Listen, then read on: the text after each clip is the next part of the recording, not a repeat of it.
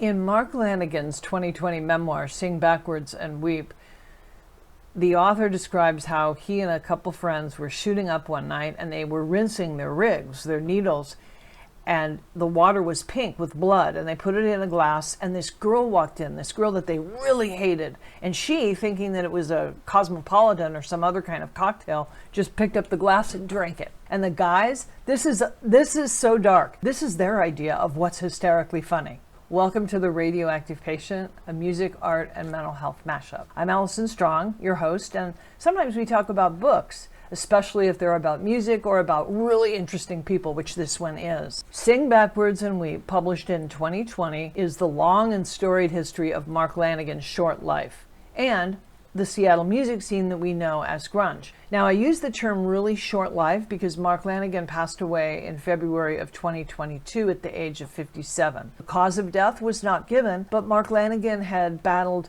HIV and Hep C both together for decades. He was on dialysis for kidney problems, and when he got COVID in 2020, he was in a coma for a month. Okay, back to the book. Here is how Mark Lanegan says he entered the world. Okay, let me read this. With the umbilical cord wrapped around my neck, I was born by C-section in November of 1964 and then came up on the wrong side of the Cascade Mountains in the small eastern town of Ellensburg. My family were from a long line of coal miners, loggers, bootleggers, South Dakotan, dirt farmers, criminals, convicts, and hillbillies of the roughest, most ignorant sort. They came from Ireland, Scotland, and other parts of the UK. The names of my parents, aunts, uncles, grandparents came straight out of the Appalachians to the deserts of eastern Washington and every trailer park in between. Sounds like a hard-drinking tribe of hillbillies, don't it? Very quickly, Mark Lanegan shows us the central conflict in his life. Both my parents came from extreme poverty and cruel deprivation. Both their lives had been transformed by tragedy when they were young. Both were the first members of their family to go to college. Both became school teachers, and school was something I could not do.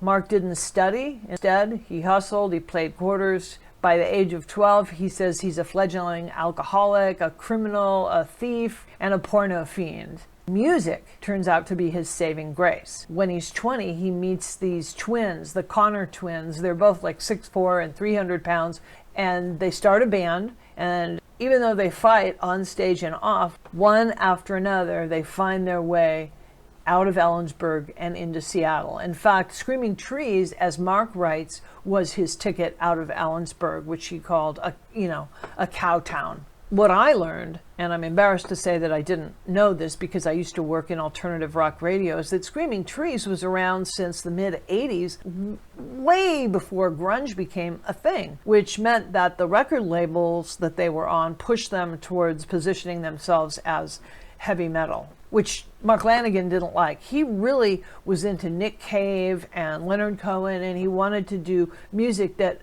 had a deeper emotional register, but Screaming Trees was more psychedelic and hard rock. At its surface, Sing Backwards and Weep is about sex, drugs, and rock and roll. The wasted money that bands end up owing their record labels before they can even collect royalties on their work. If you want an insider's look at the life of a musician, this is your book. Mark Lanegan was well-liked almost by everybody, even though he had this huge substance abuse problem. And he was really close with Layne Staley and Kurt Cobain, and in both musicians, Mark detected an almost otherworldly magical talent.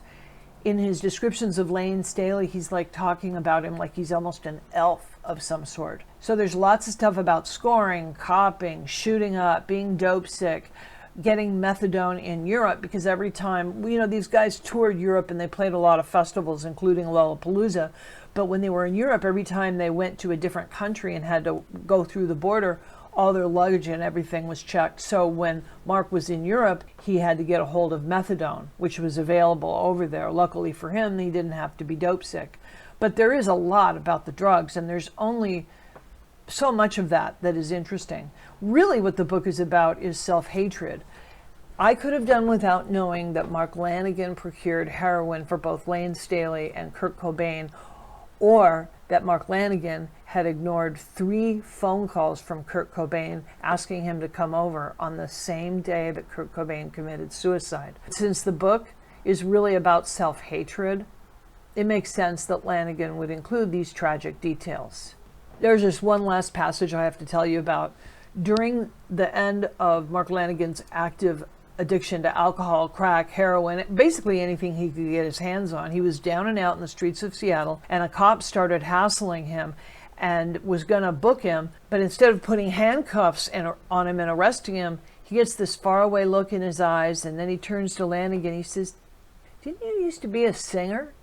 Mark Lanegan nods and says, "Yep," and the cop lets him go. But at that moment, you can see how far down the scale of humanity Mark Lanegan has fallen. The book ends when Mark Lanegan learns of Lane Staley's death, and that's it. I mean, that was the ending. There's no redemption in this story other than the fact that Mark Lanegan managed to survive himself and produce a ton of music.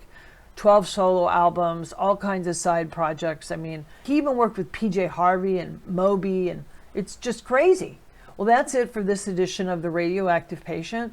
Please take the time to make comments. I think what I like the most about comments is that I get to find out what you're about and what you would like me to make videos about. I'm basically hoping that people can come here and find solace in like-minded people. And the channel is small enough right now that I can read all of your comments and get back to you. But that being said, I'm at 477 subscribers, and when I get to 500 subscribers, I can start communicating with you guys directly. Not a bunch of crappy marketing emails, but questions about what you'd like. So make a comment, please subscribe, give me a like, and until I see you again, don't go far. Come back. Check out what's next. In fact, there's going to be another Mark Lanegan video up in a couple weeks. Deal? Deal.